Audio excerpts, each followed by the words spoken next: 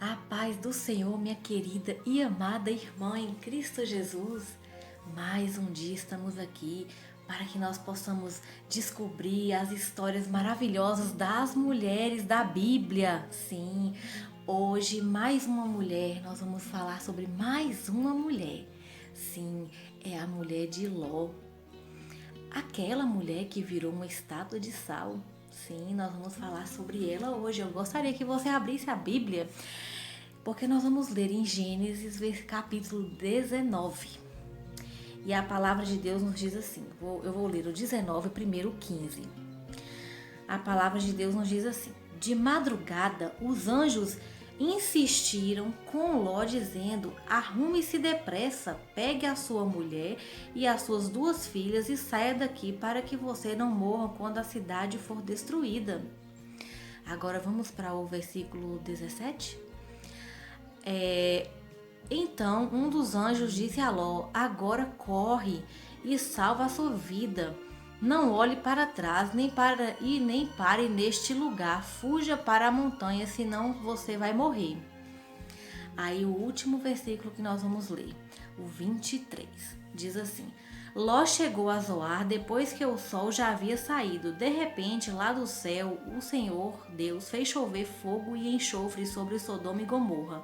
Ele destruiu essas duas cidades e também todo o vale e os seus moradores, e acabou com todas as plantas e árvores daquela região. E aconteceu que a mulher de Ló olhou para trás e virou uma estátua de sal. Amém? É uma história intrigante, né? Uma história que na realidade conta sobre a desobediência de uma mulher. Mas é assim mesmo, porque nem todas as mulheres da Bíblia foram obedientes à palavra do Senhor. E hoje nós vemos aqui através desta mulher de Ló, né? Ló era sobrinho de Abraão, né? Ele foi morar em Sodoma e Gomorra, que eram duas cidades daquela época que ficavam perto do Mar Morto. E aí eles era uma família de posses. Eles eram muito bem de vida, viviam uma vida muito boa para aquela época. E Ló tinha duas filhas, né?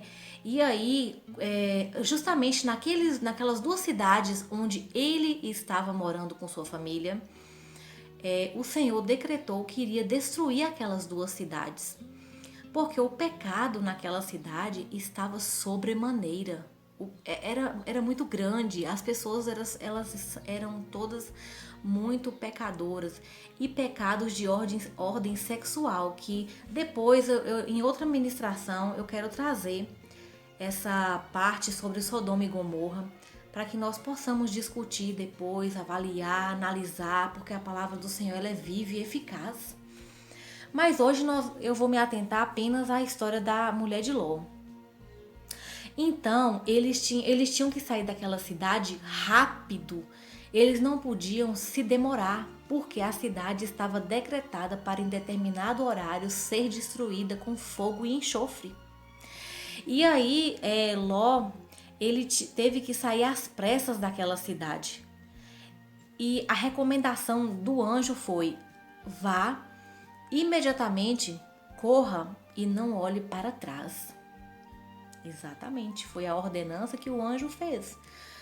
E aí Ló, ele teve que sair às pressas da cidade, inclusive ele estava demorando para sair. Os anjos pegaram ele pelas mãos, ele, a esposa e as duas filhas, que foram os únicos sobreviventes daquela cidade, porque os anjos do Senhor os tiraram de lá. E aí eles saíram correndo e o anjo falou: olha, vocês corram para as montanhas, para dar tempo a vocês serem salvos. Mas aí Ló falou: não, deixa a gente ir para aquela cidadezinha pequena ali de Zoar, porque é mais perto para nós não iremos conseguir chegar a tempo até as montanhas. E aí os anjos concordaram e Ló, com muita pressa, saiu correndo a madrugada inteira até chegou na entrada da cidade de Zoar. Quando ele estava na porta de entrada da cidade de Zoar, ele notou, ele e com sua família, que algo no céu estava acontecendo de diferente. Era o quê? era o decreto do Senhor para aquela cidade de Sodoma e Gomorra. O Senhor enviou fogo com enxofre e queimou toda aquela cidade. As duas cidades não sobreviveram, nem pessoas, nem animais, plantas, tudo morreu. Tanto é que antes dessa destruição que o Senhor decretou, aquele vale era muito próspero, era riquíssimo em riquezas naturais, em tudo. Depois da destruição de Sodoma e Gomorra, aquele vale se transformou em um vale desértico. Inclusive o Mar Morto, né, que não tem vida nenhuma, eu creio que foi decorrente desse tempo, porque tudo morreu. Os únicos que sobreviveram foram eles 4. Ló, a esposa e mais as 2 filhas. Quando eles estavam na entrada da cidade, aquela mulher, ela não deu ouvidos à voz dos anjos, que era a voz do Senhor, que disse: olha, vai, larga tudo e não olha para trás. E aquela mulher olhou para trás. Aquela mulher não poderia ter olhado para trás. Mas aquela mulher, em ato de desobediência, né, de apego ao que ela deixou para trás, ela olhou para trás e ela acabou ficando para trás, porque ela se transformou em uma estátua de sal na hora. A desobediência, ela recebeu o decreto, ela recebeu a punição pela desobediência na hora. E o que eu quero dizer para vocês neste dia é que quão difícil é desobedecer à voz do Senhor, desobedecer às ordenanças, o querer de Deus na nossa vida. A gente precisa esforçar para não sermos desobedientes. E eu queria deixar bem notório hoje essa questão do olhar para trás. A gente podia dizer assim, não, mas se fosse eu no lugar dela, eu não tinha olhado para trás. Será? Será que você não teria dado uma olhadinha para trás? Se você estivesse no lugar dela, analise aí. Ela olhou para trás porque ela saiu de Gomorra, de Sodoma e Gomorra. Ela saiu de lá, né? Mas Sodoma e Gomorra não saiu do coração dela, porque ela tinha muita coisa. Aquela mulher era rica, ela era bem de vida, aquela mulher tinha muitas posses, ela deixou tudo para trás, só saiu com a roupa do corpo. Eu acredito que alguma coisinha que pôde carregar. E aí que ela não desapegou das coisas que ficaram para trás. Ela não quis, o Senhor estava dando uma nova oportunidade para eles em um outro lugar. Provavelmente eles iam adquirir tudo de novo, porque o Senhor os ia abençoar. Porque eles foram a única família que o Senhor decretou que pudesse sair dali, porque era através de Abraão, que era o tio deles, né? Deles dois. Então o Senhor considerava eles também da linhagem de Abraão, santos assim, professavam a mesma fé, serviam ao mesmo Deus. Então foram os únicos dignos de ter saído dali. A mulher não viu nada disso, a mulher olhou para trás. E quantos de nós não olhamos para trás todos os dias? Sim. A humanidade de hoje, a nossa geração, ela está presa ao passado em muitas coisas. Você já ouviu dizer em depressão? É o que está mais acometendo a nossa geração de hoje. E por quê? Excesso de passado. Excesso de passado. Muita gente está sendo acometida de depressão porque não consegue largar o passado. Mas porque faz assim uma retrospectiva do passado, que não é uma retrospectiva libertadora, é uma retrospectiva que traz uma prisão. A pessoa, ela olha para trás, ela se vê no passado e ela não quer viver o presente só olhando para o passado. Aí muitas das vezes as pessoas falam: eu poderia ter feito de tal maneira naquela época, eu poderia ter feito um concurso e passado para tal trabalho. não contente com o trabalho que tem. Eu poderia ter me casado com aquela outra pessoa. Eu poderia ter vivido uma outra vida se eu tivesse tomado aquele outro caminho. São tantas olhadinhas para trás, olhadinhas que não geram frutos, pelo contrário, geram doenças psicossomáticas, depressão. Pare de ficar olhando para o teu passado. Exatamente. Para de dizer que poderia ter sido diferente. Olha, você não pode mudar a história do seu passado. O que foi escrito, já está escrito. Não tem como você ir lá no seu passado e escrever uma nova história e apagar com a borracha a história da tua vida e fazer diferente. Não, o que está feito já está feito. Não tem como mudar mais. O que você tem que fazer? Olhar para o seu presente, enxergando o futuro. Mas cuidado, para você não ficar muito olhando para o futuro e esquecer de viver o presente, porque isso também gera ansiedade. Excesso de passado dá depressão. Excesso de futuro dá ansiedade. São os males do século que a gente está vendo hoje. Então, olha, viva o presente. O Senhor nos ensina através das Escrituras. Viva o seu presente. Comece a plantar. Você quer uma nova vida? Você quer que a sua vida seja diferente? Comece a plantar hoje. É o agora. Esquece do passado que te persegue. Esquece que você não foi capaz, que você não fez, que você não atuou, que você não modificou, que você não fez alguma coisa no seu passado.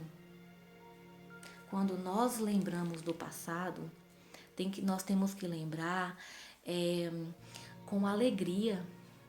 E mesmo aqueles momentos que geram tristezas para nós hoje, nós temos que fazer uma reflexão, tirar o que foi bom e começar a fazer diferente. O diferente é pra gente fazer hoje. Aquela mulher, ela olhou para trás porque ela não queria deixar para trás tudo aquilo que ficou lá. As riquezas, a casa, os bens materiais. Ela não conseguiu largar para trás. Ela não conseguiu. Por isso, ela olhou para trás e virou uma estátua de sal e ela ficou para trás. E ela ficou ali, estátua, estagnada. Não tinha mais vida, não tinha fôlego de vida. Acabou. Nós não podemos fazer nossa vida se transformar nisso. Resumir em cinza, em sal, em estátua. Não. Vamos olhar para frente que o alvo é Jesus. O nosso alvo é Cristo Jesus. Nós não podemos ficar no saudosismo do passado, do que ficou lá atrás. Não. Novidade de vida. É novidade de vida para nós. Nós precisamos acreditar que o amanhã vai ser bem melhor do que o ontem. E nós precisamos viver o hoje intensamente, com alegria, com perspectiva de vida, com sonho, sim, porque nós não podemos parar de sonhar. Porque o sonho quer dizer que nós temos fé, estamos acreditando que Deus vai fazer algo de diferente na nossa vida. Então, se lá atrás tem alguma coisa que te gerou dor, amargura e que por incrível que pareça, o que está lá atrás ainda reflete na sua vida de hoje, comece a pensar: eu vou mudar minha história. E eu vou mudar minha história a partir de agora, começando a escrever novas linhas, novas frases, começando a escrever novas páginas. Só você pode mudar o seu futuro passado. Complicado? É porque quando você estiver no futuro, o hoje já é passado. Então, se você hoje fizer algo de extraordinário na sua vida, se você começar a fazer hoje aquele projeto que está lá engavetado, se você começar hoje a mudar a sua história de vida, a mudar alguma coisa que você acha necessário mudar, se você começar hoje, amanhã, que vai ser o futuro, daqui um tempinho, que você olhar para o passado, você vai olhar para o passado e falar: valeu a pena, estou colhendo frutos que eu plantei no passado. Então, é a maneira da gente enxergar a vida. Nós não podemos enxergar a vida pelo lado ruim da vida, não. porque a nossa vida realmente é difícil aqui na terra. Somos forasteiros e estamos em terra estranha. A nossa pátria está no céu. Mas nós temos que procurar viver uma vida de paz e uma vida de ações, atitude. Atitude. Faz o que você tem para fazer. Mude o que você tem para mudar. Age da forma que você tem que agir. Modifica o que você tem que modificar. Comece o que você tem que começar. Para de olhar para trás. O que ficou para trás não gera mais frutos. Gera muita depressão, angústia, tristeza. Então comece a olhar para frente, porque o alvo é Jesus Cristo na nossa vida. E eu quero ser diferente da mulher de Ló, e eu estou te impulsionando a ser diferente. Não mais olhemos para trás. Não mais olhemos para aquele passado que nos deprime, que nos destrói, que nos amargura. Não mais. Vamos olhar para frente. Esquece. Perdoa o seu passado. Joga para trás. Ficou para trás. Agora o que vale é agora. Eu agradeço muito por estar falando com você hoje isso. É uma injeção de ânimo para mim também. Porque muitas vezes eu fiz coisas lá no passado que me frustraram porque eu não consegui terminar. Mas através dessa mensagem que eu estava olhando essa semana, eu falei, eu vou recomeçar a fazer aquilo que eu deixei lá atrás e que não terminei, porque lá no futuro eu vou ter vitória. Então faça assim também. Jesus na frente, sempre, porque nós confiamos neste grande e maravilhoso Deus. E seja feliz. Show depressão, esquece o passado. Show ansiedade, esqueça de ficar pensando muito no futuro. No futuro a gente tem que pensar, mas não ficar atribulada. Porque se você agir agora no presente, o seu futuro vai ser maravilhoso, em nome de Jesus. Obrigada por tudo, por essa oportunidade. Um beijo no seu coração e até a próxima. Amém?